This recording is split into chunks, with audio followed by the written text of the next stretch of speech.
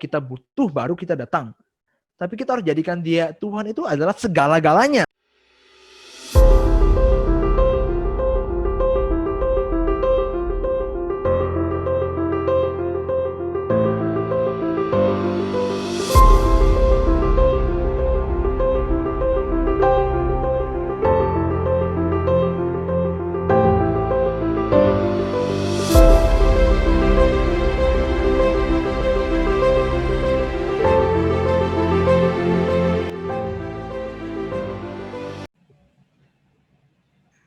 Bapak, terima kasih buat hari ini kami boleh berkumpul di Zoom meeting di Encounter God Ministry ini kembali ya Tuhan. Kami berdoa setiap firman yang disampaikan, setiap apapun yang disampaikan boleh memberkati, jadi berkat untuk orang ya Tuhan. Terima kasih.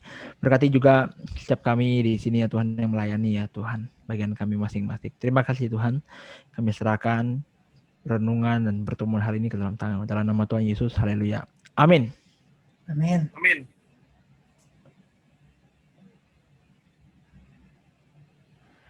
Oke, shalom, Ko Yosua. Kayaknya sinyalnya kurang bagus, Halo. Kong. Ya, sinyal saya kurang bagus nih. Coba pakai handphone ya saya. Ya. Oke, shalom semuanya. Shalom, shalom.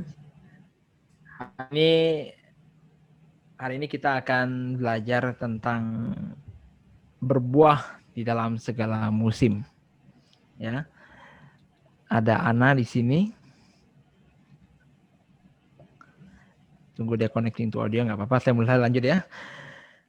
Dan kita akan bahas tentang berbuah. Kenapa kita harus berbuah? Karena inilah kita orang Kristen, kita dituntut harus selalu berbuah, bahkan di segala musim. Tidak hanya di musim tertentu. Tidak hanya di kondisi kita baik, tapi selalu di kondisi apapun kita, di musim apapun kita harus berbuah. Amin. Boleh Sam tayangin itunya, slide-nya, Sam. Oke. Kita sebelum tayangin slide, boleh tayangin video profilnya dulu.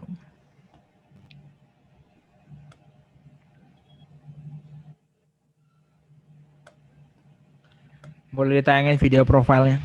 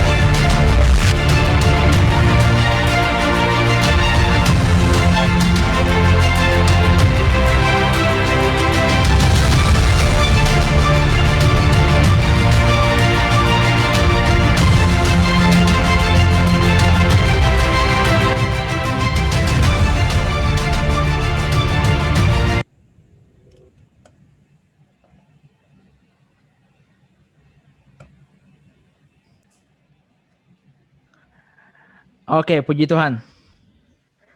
Hari ini saya mau sharing tentang berbuah di segala musim. Hai Ana, sama Angga, sama Joshua. Hai, shalom. Nggak ada suara. Oke, saya lanjut ya. Nah, kenapa kita harus berbuah? Karena di akhir zaman ini kita memang harus sungguh-sungguh menyadari bahwa kita sedang tinggal di akhir zaman ini. Kita nggak bisa hidup dalam ngalir begitu saja, ataupun kita nggak bisa hidup seperti apa kata dunia lagi. Kita harus menentukan pilihan apa yang harus kita lakukan dan apa yang mau kita lakukan. Kenapa? Karena tidak bisa dipungkiri dunia semakin jahat. Kalau hari ini kita berkata bahwa mau sungguh-sungguh mau ikut Tuhan, mau katakan bahwa Anda juga harus berbuah di segala musim bahkan. Dan kita dengar sekarang pemberitahuan demi pemberitahuan bahwa dunia ini semakin parah karena COVID. Kita juga dengar 2021 sampai 2023 itu akan mengalami resesi ekonomi, katanya akan banyak goncangan kiri kanan dan banyak hal yang akan terjadi. Tapi satu hal yang ingin saya kasih tahu, kita memang tidak tahu kapan Yesus datang, tapi kita bisa berjaga-jaga. Yesus tidak pernah berkata bahwa untuk kita sampai terlalu fokus dengan apa yang akan terjadi di depan. Tapi Tuhan berkata berjaga-jagalah. Tuhan minta kita berjaga-jaga dalam segala hal. Dalam segala hal berarti kita perlu berbuah supaya kita bisa berjalan dengan sesuai dengan kehendak Tuhan dan tuntunan Tuhan. Amin. Hari ini saya mau sharing di Yohanes 15 ayat 1. Boleh Sam bantu ditampilkan ya. Ditampilkan. Jadi siapapun kita, dengarkan baik-baik bahwa firman yang diberitakan tidak akan kembali sia-sia. Tetapi kita perlu meresponnya dengan sungguh-sungguh supaya hidup kita terus berkenan. Ibaratnya sekarang gini, sebagai orang Kristen kita tahu bahwa segala sesuatu akan berakhir. Tapi kalau kita orang yang bijak, kita akan menentukan yang terbaik untuk diri kita, yaitu Tuhan Yesus jadi yang harus yang pertama, yang terutama, supaya hidup kita itu terus berkenan di hati Tuhan, apalagi di akhir zaman seperti yang saya katakan tadi. Nah, saya bahas ini Yohanes 15 ayat 1. Akulah pokok anggur yang benar dan Bapakulah pengusahanya. Lihat dikatakan di sini Yesus itu adalah pokok anggurnya dan Bapakulah pengusahanya. Next. Saya agak cepat di firman di sini. Next ayat 2. Setiap ranting padaku, dikatakan di sini, yang tidak berbuah dipotongnya, dan setiap ranting yang berbuah dibersihkannya supaya ia lebih banyak berbuah.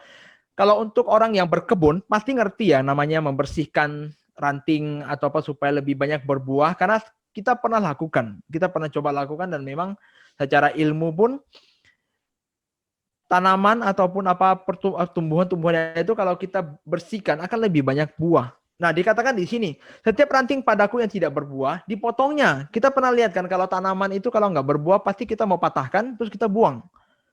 Nah, tapi kalau kita dibersihkan, kalau kita berbuah, kita akan dibersihkan lebih lagi supaya lebih banyak buah. Nah, ini apa yang maksud dari sini adalah kita perlu tahu bahwa kalau kita semakin berbuah, kita akan dibersihkan olehnya. Dan ketika kata dibersihkan itu seperti dikuliti sebenarnya. Itu rantingnya itu dikuliti, ya disayat-sayat supaya apa? Supaya lebih banyak berbuah. Nah, jadi kita dituntut di Alkitab bahwa kita harus berbuah. Apapun alasannya, kita orang Kristen harus berbuah. Jangan sampai kita tidak berbuah dan sampai kita dipotong dan dibuang. Next. Ayat ketiga. Kamu memang sudah bersih karena firman yang telah kukatakan kepadamu. Nah, kita sudah bersih dikatakan kepada murid. Setiap yang ada firman yang telah disampaikan kepada para murid bahwa mereka sudah bersih karena kebenaran firman.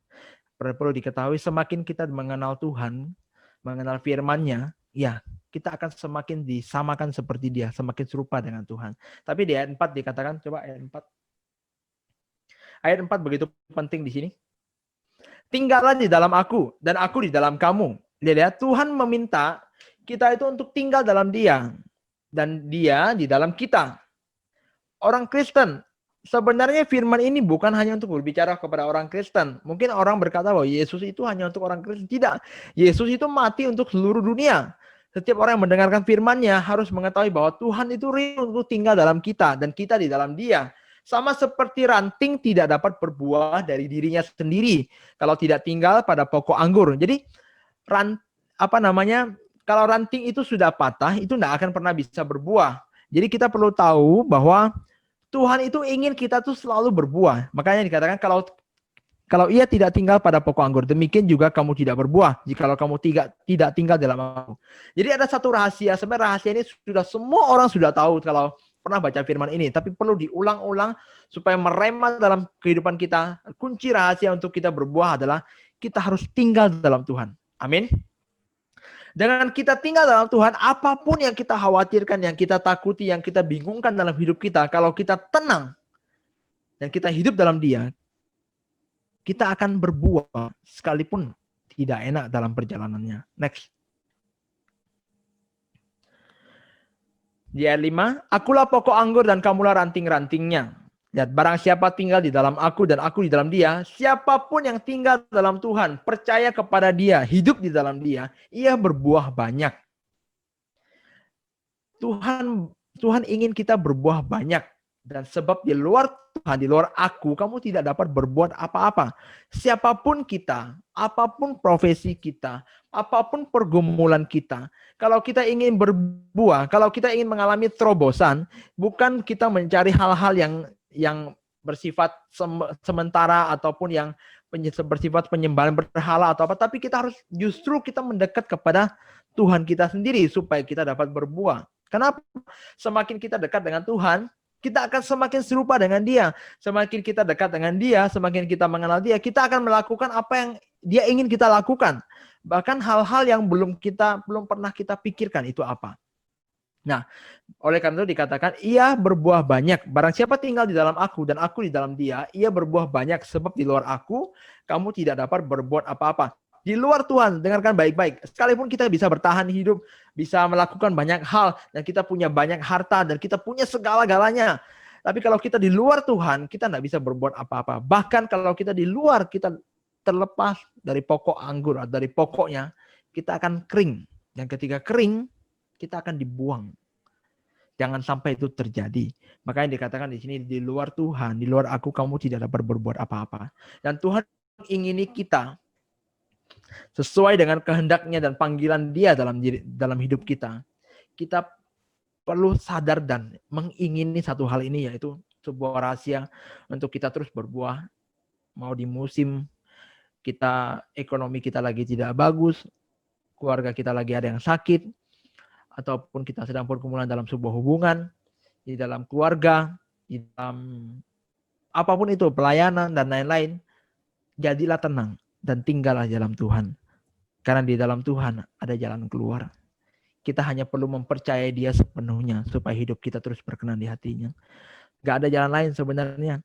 Dulu saya masih ingat ada satu titik saya merasa bahwa saya perlu pelayanan banyak dulu awal-awal waktu di Jakarta. Saya perlu melakukan banyak hal supaya saya berkenan, supaya saya bisa berbuah. Ternyata satu hal yang saya dapati yaitu ketika saya tinggal dalam hadirat-Nya, saya merenungkan firman-Nya, dan saya menghidupi apa yang saya baca.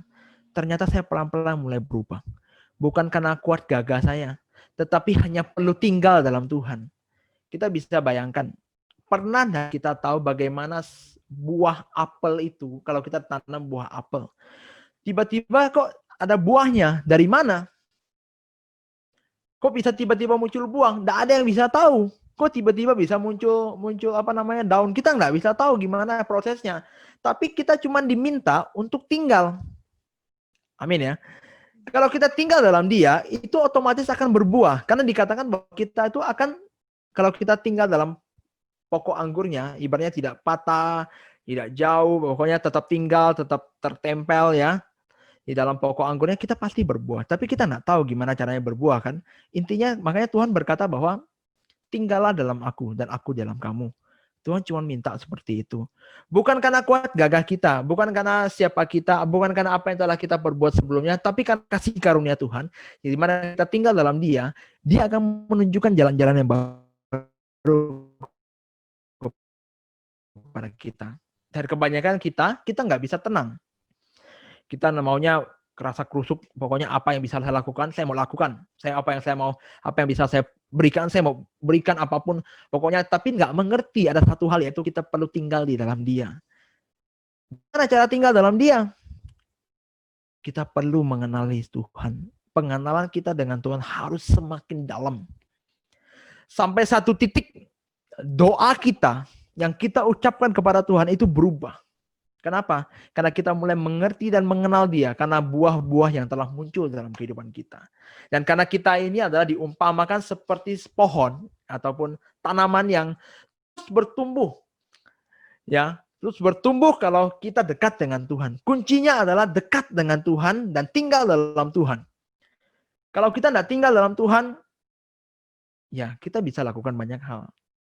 Tapi kita kehilangan satu hal, yaitu hubungan kita dengan Tuhan yang paling terutama. Karena saya percaya bahwa hidup ini sangat sebentar lagi.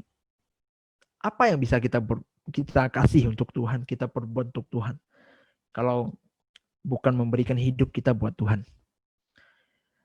Kadang-kadang saya berpikir seperti ini. Saya dari keluarga yang mungkin saya sendiri, dalam keluarga saya sendiri Kristen. Dan tidak mudah bagi saya di awal-awal. Tetapi karena saya tinggal dalam Tuhan, saya terus mau tinggal dalam Tuhan, sesuatu terjadi. Saya mulai mengenal namanya Tuhan yang begitu mengasihi orang-orang, dan Tuhan mulai memberikan hatinya kepada kita. Berbuah itu bukan hanya semata-mata tentang uang yang banyak atau apa, tapi yang terutama, yang paling terutama yaitu kita mengenal Dia.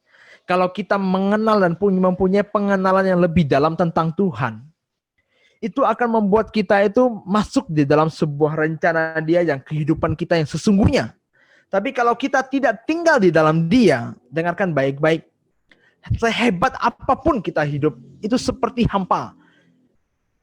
Sekarang saya lebih memilih apapun yang terjadi, saya terus mau menjadikan Yesus yang terutama. Padahal dulu saya bukan orang Kristen, tapi sekarang saya berubah.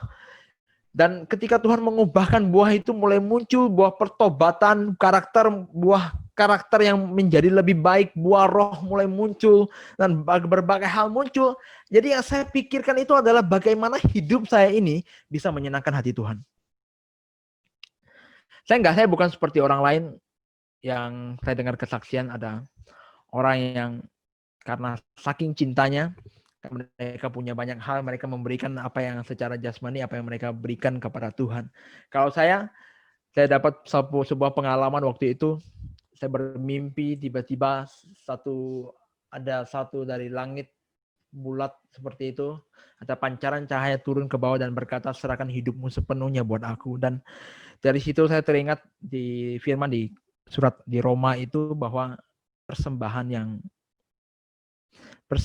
yang paling indah itu memang hidup kita ini. Dan akhirnya saya memberikan hidup saya itu sepenuhnya buat Tuhan. Dan apapun yang terjadi, Tuhan yang terutama. Kalau kita bisa sampai di tahap seperti itu, kita tidak perlu khawatir. Tuhan itu selalu jaga kita. Memang secara dunia kita kadang-kadang khawatir, wajar. Tapi semakin kita kenal Dia, kekhawatiran kita itu tidak menjadi yang terutama. Tapi Dia yang akan menolong kita. Berkali-kali saya diluputkan dari berbanyak hal yang menurut saya mustahil. Tetapi Tuhan tolong. Coba kita buka si slide-nya lagi tadi.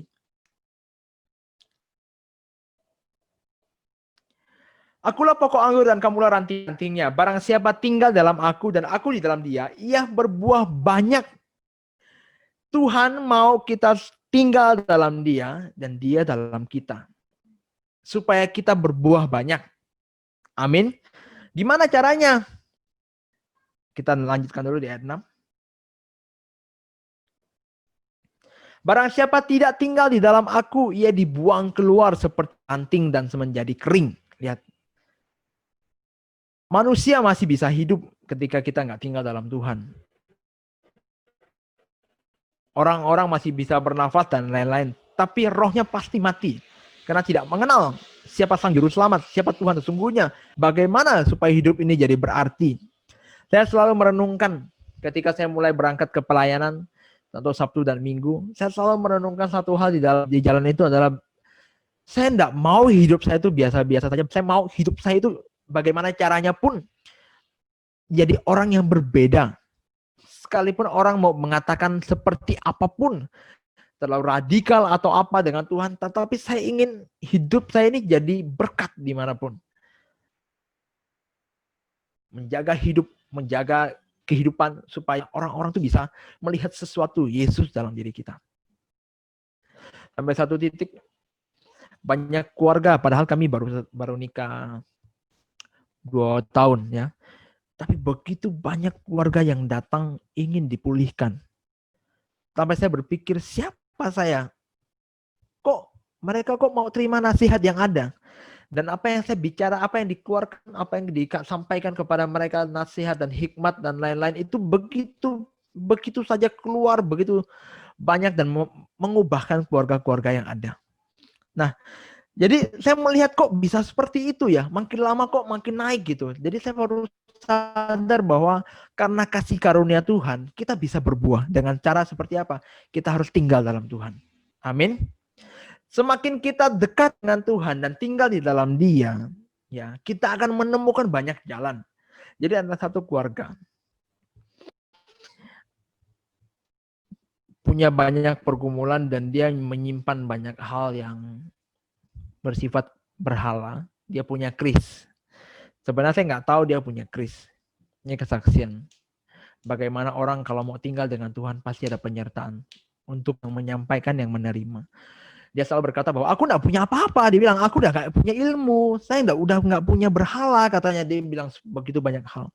Tapi apa yang terjadi ketika kita lagi ngobrol, ketika lagi sharing selama, tiba-tiba seperti Tuhan memberitahukan bahwa ada hal yang belum dia serahkan kepada Tuhan. Ternyata Tuhan tunjukkan sebuah parang. Saya bilang, saya nggak tahu kenapa saya tiba-tiba lihat parang ini. Dan saya berkata, dan ada hal yang belum dikeluarkan. Langsung dikeluarkan satu hal berhala yang sudah disimpan berlama-lama.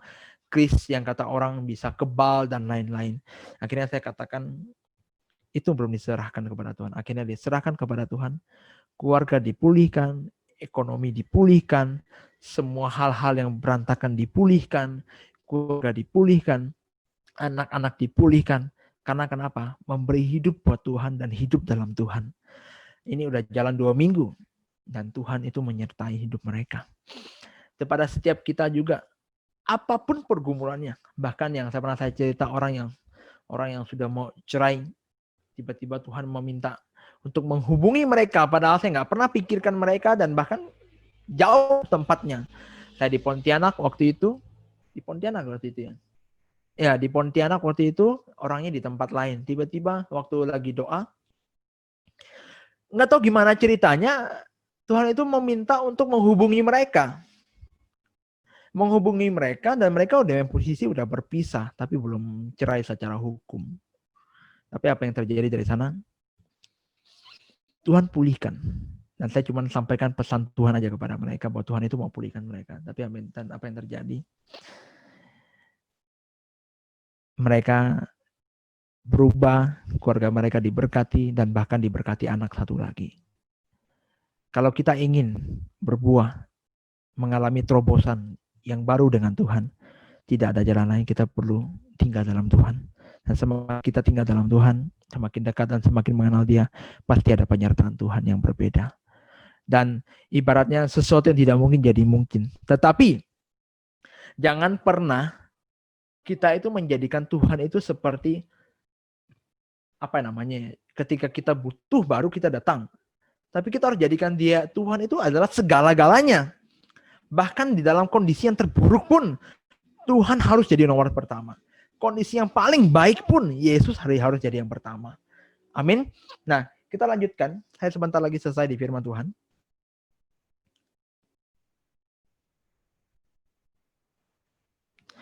Barang siapa tidak tinggal dalam aku, ia dibuang keluar seperti ranting dan menjadi kering. Kemudian dikumpulkan orang dan dicampakkan ke dalam api lalu dibakar.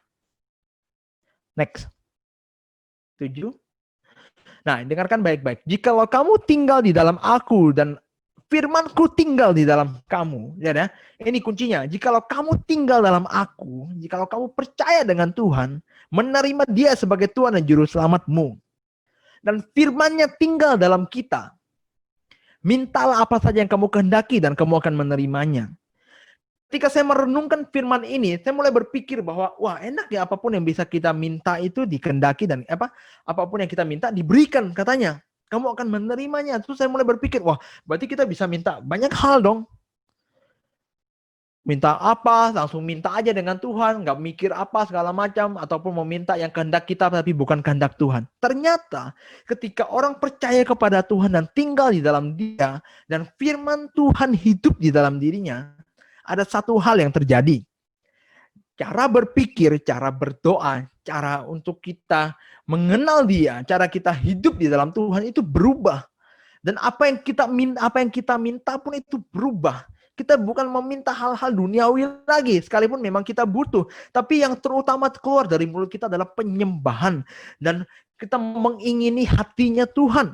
Itu benar-benar terjadi. Jadi ketika kita dekat dengan Tuhan, kita tinggal dalam Dia, dan firman Tuhan tinggal dalam kita, apa yang terjadi? Tuhan memberikan hatinya kepada kita. Saya masih ingat waktu itu awal-awal saya bertobat dan saya mulai mendekatkan diri kepada Tuhan. Saya minta satu hal dengan Tuhan. Tuhan, aku minta hatimu. Apapun kau mau aku lakukan, beritahu kepada saya mau lakukan. Saya ngomong itu terus kayak berbulan-bulan saya ngomong. Ternyata saya kira itu saya bakal dapat apa sesuatu gitu kan. Ternyata saya malah dapat satu hal, yaitu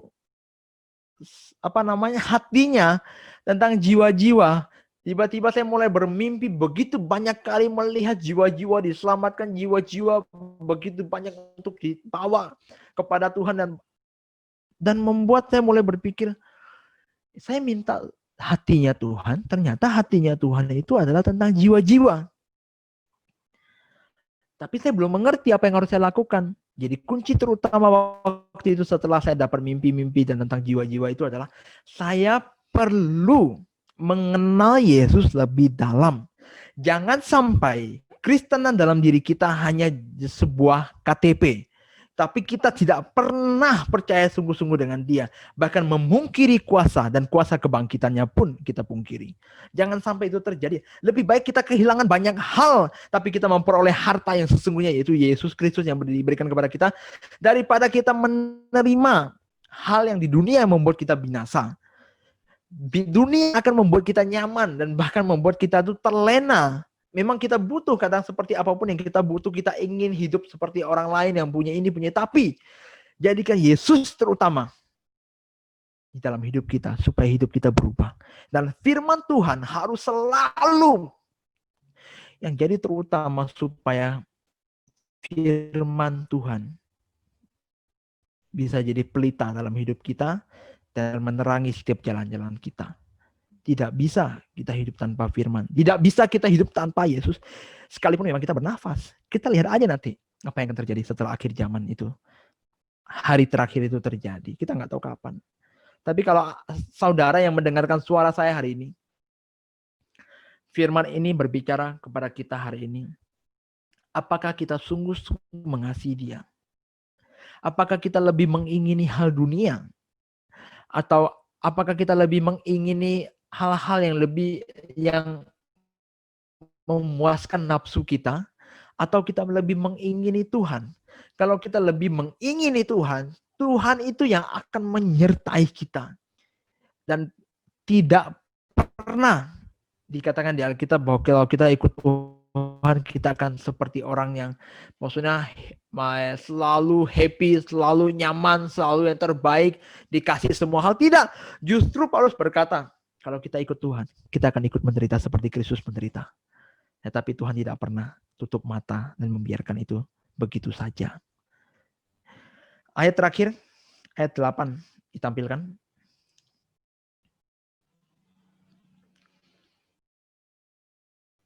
Dalam hal inilah, lihat, setiap apapun, kalau kita tinggal dalam Tuhan, ada hal yang terjadi. Setelah kita dekat dengan Tuhan dan tinggal dalam Dia, firman-Nya tinggal di dalam kita tinggal dalam firman Tuhan, kita mendekat dan mengenal Dia. Lihat ini, karena kita sudah mengenal Dia, apa yang kita minta akan selalu memuliakan Bapa di surga. Dalam hal inilah Bapakku dipermuliakan, yaitu jika kamu berbuah banyak. Lihat, jika kamu berbuah banyak, kita mencerminkan kekristenan Yesus yang sesungguhnya dalam diri kita kepada orang. Dengan demikian, kamu adalah murid-muridku. Kesimpulannya adalah, malam ini, saudara yang mendengarkan renungan ini, hari ini, dengarkan baik-baik. Tuhan ingin dan sangat ingin kita mempunyai hubungan yang intim dengan Dia. Tinggal dalam Tuhan dan bacalah firman Tuhan supaya kita mengenal setiap jalan-jalannya Tuhan dalam hidup kita. Amin. Dan Tuhan dikatakan di sini, dalam hal inilah Bapakku dipermuliakan, yaitu jika kalau kita berbuah banyak. Kalau kita berbuah banyak, orang akan melihat Tuhan dalam diri kita. Orang itu akan berbondong-bondong datang kepada Tuhan, berkata seperti ini, aku mau mengenal Tuhan yang kau sembah. Aku mau mengalami pemulihan seperti yang kau katakan. Aku mau didoakan, aku mau dipulihkan. Aku mau mengenal Tuhan, aku mau menerimanya. Aku mau mengalami satu hal yang Sebuah terobosan yang baru dalam kerohanianku. Aku mau bisnisku mengalami terobosan. Aku mau hidupku mengalami terobosan. Kuncinya adalah berbuahlah. Dengan cara apa? Tinggal dalam Tuhan dan tinggal dalam firman-Nya. Maka kita akan berbuah dan bahkan berbuah banyak. Dan yang terakhir, jikalau kita tidak berbuah,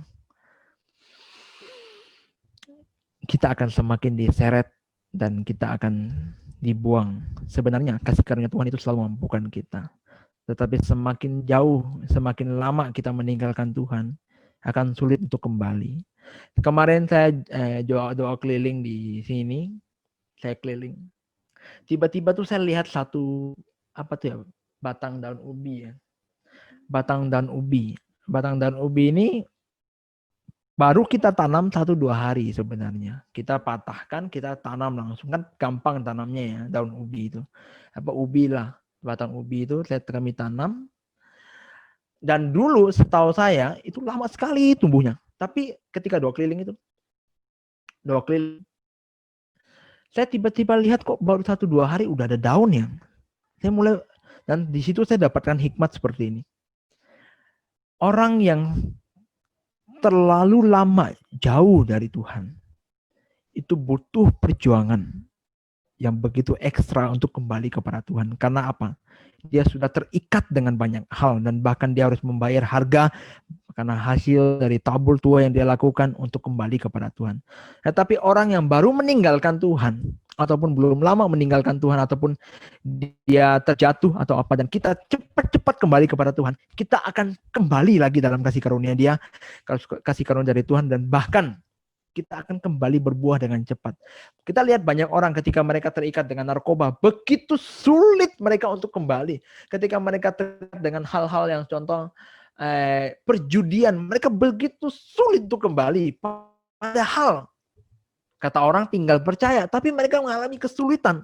Itulah hasil tabur tua yang telah terjadi. Nah, jadi yang mau saya sampaikan di sini, ketika masih baru ya, kita nggak sengaja jatuh, belum terlalu kepahitan belum ada dan kita baru nggak sengaja jatuh atau apa, cepat-cepat kembali kepada Tuhan supaya kita menerima kasih karunia lagi dari Dia dan kita kembali disambungkan, ibaratnya cangkokkan kembali, disambungkan kembali dalam pokok anggur yang sesungguhnya dan kita tidak pernah tinggal jauh dan kalau kita ada masalah cepat-cepat kembali kepada Tuhan. Jangan biarkan terlalu lama. Ada orang berkata, nanti aja lah, masih ada waktu. Nanti aja lah, belum waktunya. Enggak, sekarang waktunya. Kalau saudara berkata bahwa hidupku mau diubah, inilah waktunya saudara harus kembali kepada Tuhan. Inilah waktunya saudara harus kembali kepada firman-Nya. Inilah waktunya saudara harus hidup di dalam Dia. Supaya hidup kita terus berbuah dan berbuah dan berbuah setiap saat dan di segala musim hidup kita. Mau baik, mau buruk, mau apapun pergumulan kita, Tuhan tetap menyertai kita. Amin. Tuhan memberkati. Saya serahkan kepada Ko Yosua atau Joshua. Ya, terima kasih untuk firman-Nya, Erik ya, mengingatkan kembali. Ini kayaknya internet spillin ya. Mungkin bisa diambil kalau baik ya. Mungkin ada pertanyaan atau teman-teman mau sharing atau apapun juga boleh, silakan. Ya, mungkin ada mau sharing, mungkin ada yang mau bertanya, mungkin ada yang mau cerita. Hiduplah sungguh-sungguh buat Tuhan. Mungkin ada dari Jos, Aleng, Andrean, sama Ana. Rick, kisah yang tadi kamu bilang orang ternyata masih simpen golok atau apa itu, tadi jadinya gimana? Sampai sekarang aman ya? Sekarang aman. Waktu mau pelepasan itu, dia nggak berani lihat golok tersebut karena katanya seperti ada mata yang memandang dia. Dia takut dan seperti ada yang menarik dia. Akhirnya waktu mau pelepasan itu dia minta kita tutup pakai jaket supaya dia nggak melihat goloknya lagi. Karena dalam golok itu ada empat hal gaib. Golok, ada batu kecil, ada pasir, ada satu lagi koin. Itu dibeli di Jawa. Nah, itu membuat dia itu terikat dan banyak masalah dalam keluarganya. Pokoknya dia lihat manusia itu kayak lihat binatang. Jadi dia selalu mau ngambil parang itu mau apa namanya? Pokoknya marah orang terus deh, mau bunuh segala macam deh. Akhirnya setelah itu dipulihkan, saya dengar kesaksian kan mereka kerja dompeng ya. Kalau bahasa sini kan dompeng ya. Ada yang tahu dompeng Apa tuh? Aleng ya? Dompeng itu tambang emas. Dompeng, tahu nggak Leng? Leng, dompeng Leng. Oh, pulang ya? Ngedulang kata orang. Ya. Jadi apa namanya dulu kan ekonomi mereka begitu buruk. Setelah itu kesaksiannya adalah satu hari itu bisa 1 juta dapatnya kok. Oh, Dan ya. satu hari bisa 1 jutaan dan keluarganya dulu berantakan, sedikit-dikit marah, sekarang jadi pulih. Malah udah ibaratnya beban yang dulu terjadi gara-gara menyimpan barang berharga, berhala itu, setelah dibuang, dibakar, dilepaskan, mereka dipulihkan ya. Satu keluarga. Tuhan tuh hebat. Wow. Ini baru terjadi 2 minggu, hampir 2 minggu. Nggak pernah ke gereja, jadi ke gereja karena Tuhan singkapkan banyak hal untuk keluarganya. Itu. Awalnya bisa ke tempat dia gimana, Rick? Ceritanya dulu yang pernah tak ceritain tentang keluarga yang dipulihkan, anak dengan orang tuanya itu sebenarnya adalah keluarganya juga. Cuman bapak ini belum sempat dilayani. Cuman saya berkata bahwa saya mau ketemu bapak ini, saya bilang. Nggak tahu kapan, belum ada waktunya juga, akhirnya kemarin dipertemukan. Saya bilang, mari kita ketemu ngobrol sama-sama. Saya bilang, Bapak mau dipulihkan? Mau katanya kan. Akhirnya dari situ. Seperti apa ya, seperti mencobai ya. Dia selalu ngomong nggak ada apa-apa, nggak ada apa-apa, nggak ada apa-apa gitu ya. Nggak ada lagi, nggak ada. Menolak ya? Bukan menolak kok, kayak takut ketahuan hal-hal penyimpanan hal tersebut kan. Kris itu kan. Oh, Karena dia bilang nggak ada lagi, nggak ada jimat apa-apa lagi. Tapi bedanya Tuhan itu menyingkapkan. Tuhan singkapkan, akhirnya ketahuan masih wow. nyimpen gitu. Gitu. Puji Tuhan ya. Iya, dipulihkan setelah Ya. itu. Saya diberkati sekali dengan sharingnya Erik tadi ya. Sumber kekuatan kita dalam pelayanan, dalam hidup juga ya. Terhadap segala luka, segala hal yang sedih, luka batin, dan lain sebagainya yang kita alamin. Terutama corona, itu memang harus di dalam Tuhan ya. Tinggal di dalam Tuhan. Ini buat saya suatu penguatan. Terima kasih. Kalau teman-teman nggak ada yang lain, kita masuk ke pengumuman dan doa penutup ya. Ya. Silakan kalau masih ada pertanyaan.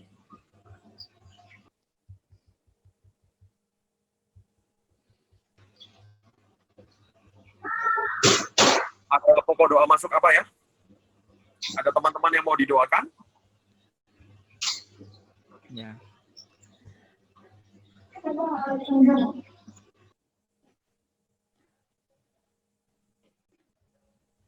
Boleh langsung berdoa aja kok. Oke. Ya. Kita akan berdoa. Sebentar saya cek pokok doanya. Mungkin teman yang mau untuk didoakan, apapun pergumulan kalian bisa dikontak kita ya. Kita sama-sama berdoa untuk segala masalah ada. Permasalahan apapun, kita saling mendoakan. Baik, Amin. mari kita berdoa. Bapa, di dalam nama Tuhan Yesus, kami mengucap syukur pemberitaan firman-Mu Tuhan. Kami mau berbuah. Kami hidup untuk berbuah dan dinikmati oleh-Mu Tuhan. Dan kami nggak akan bisa berbuah kalau kami nggak melekat. Karena pertumbuhan, karena kehidupan berada daripada-Mu. Tuhan, jamah satu persatu dari kami, Tuhan. Kalau kami punya kesalahan, ampuni kami. Ingin sungguh-sungguh jadi manusia yang sesuai dengan kehendak-Mu, Tuhan. Ampuni dosa, kesalahan, pelanggaran kami, Tuhan. Yang kami lakukan sengaja atau nggak sengaja. Bawa kami setiap hari semakin dekat kepadamu. Kami berdoa, Tuhan, untuk masa pandemik ini. Begitu banyak kesusahan, kesedihan, banyak korban meninggal terjadi. Kami mohon Tuhan berikan kekuatan kepada anak-anak-Mu Tuhan, kepada Indonesia dan seluruh negara yang lainnya. kekuatan untuk menanggung apa yang harus kami tanggung sekarang, Tuhan. Juga teman-teman kami yang di PHK, teman-teman kami yang mengalami kemalangan, Tuhan. Mereka bergumul dengan keuangan. Tuhan, tolong Bapak, berkati mereka. Berikan pertolongan-Mu, Tuhan. Masalah ekonomi, Tuhan. Mungkin banyak dari antara kami yang terjerat hutang. Di dalam nama Tuhan Yesus, Tuhan bantu kami menyelesaikan ini, Tuhan. Kami percaya hari-hari ini, stres, depresi, ketakutan, kesedihan melanda di mana-mana. Tapi kami percaya, kami punya roh yang lebih besar dari apapun. Roh Tuhan ada pada kami. Kami nggak akan menjadi salah jalan. Kami nggak akan menjadi hidup di dalam ketakutan dan depresi, Tuhan. Hibur kami, Tuhan. Bahwa kami melihat, kami mohon Tuhan, tolong Tuhan. Tolong untuk anak-anak-Mu. Kalau ada pemirsa dari kantor God Ministry ini yang sedang membutuhkan pertolongan, tolong Tuhan. Kami, dari antara para penonton, autoimun, penyakit mah, penyakit di lambung, penyakit di liver, penyakit apapun yang mereka tanggung, Tuhan, demam, atau juga Tuhan, kami mohon Tuhan, kesembuhan-Mu, Tuhan. Berikan kesembuhan-Mu. Kami berdoa Tuhan untuk penyakit-penyakit batin, Tuhan. Depresi, penolakan, luka batin, Tuhan. Bahkan roh bunuh diri. Apapun itu yang iblis kirimkan kepada kami dan kepada semua orang-orang yang kami sayangi, keluarga kami, para penonton kami. Kami mohon belas kasihan-Mu, Tuhan, untuk menyelamatkan kami. Lepaskan kami, buat mata kami bisa melihat. Secara roh kami bisa melihat, Tuhan. Dan kami mau hidup merdeka, bebas, Tuhan, di dalam-Mu. Kami mau, Tuhan, Engkau Bapa Sang Penyembuh. Firman-Mu adalah obat yang menyembuhkan luka batin kami, yang menyembuhkan luka di dalam diri kami, Tuhan. Kalau ada di antara kami yang mengalaminya, Tuhan, hari-hari ini mungkin kecewa, bahkan kecewa dengan-Mu, Tuhan. Kecewa karena nggak terima dengan keadaan yang terjadi sekarang. Tuhan, sembuhkan di dalam nama Tuhan Yesus. Sembuhkan kami, Tuhan. Sembuhkan anak-anak-Mu, Tuhan. Kami mau percaya, Tuhan, apapun yang terjadi, bahwa Tuhan turut bekerja dalam segala sesuatu untuk mendatangkan kebaikan bagi orang-orang yang bersandar, yang percaya, yang berserah kepadamu. Terima kasih, Tuhan. Aku berdoa untuk pelayanan Encounter God Ministry, Tuhan. Pelayanan ini Engkau yang dirikan. Bila kiranya, Tuhan, Engkau pakai menjadi saluran berkat buat orang-orang yang melihat acara ini, Tuhan. Mereka diberkati, mereka bisa bertemu dengan Kristus, Tuhan. Sama seperti kami, para pelayan-Mu di tempat ini, Tuhan. Kami senantiasa mau rindu untuk mendekat kepadamu. Rindu untuk dipulihkan, Tuhan. Kami percaya, Bapa, melalui pelayanan ini, Tuhan, orang-orang yang sebejat apapun, sekotor apapun, sedosa apapun, ada penyelamat, ada penyembuh, yaitu Yesus Kristus. Terima kasih, Tuhan Yesus. Sebentar kami akan selesai, Tuhan. Kami percaya Engkau melindungi kami. Jagai kesehatan kami, Tuhan. Berkati hari esok, kami mau melihat hari esok dengan penuh damai sejahtera, penuh dengan harapan di dalam Engkau. Terima kasih, Tuhan Yesus. Di dalam nama Tuhan Yesus Kristus, kami berdoa dan mengucap syukur. Haleluya. Amin. Amin. Amin. Terima kasih. Amin. Untuk Tuhan berkati. semuanya. Tuhan berkati, Terima Aleng. kasih. Ya, Bro Berkati, Alex, Angga. Andrean, Angga. Terima kasih. Putus-putus kayaknya. Thank you, Kang Aleng. Tuhan berkati. Ya. Angga juga. Bye-bye. Antang, bye-bye ya. Maaf, Kang.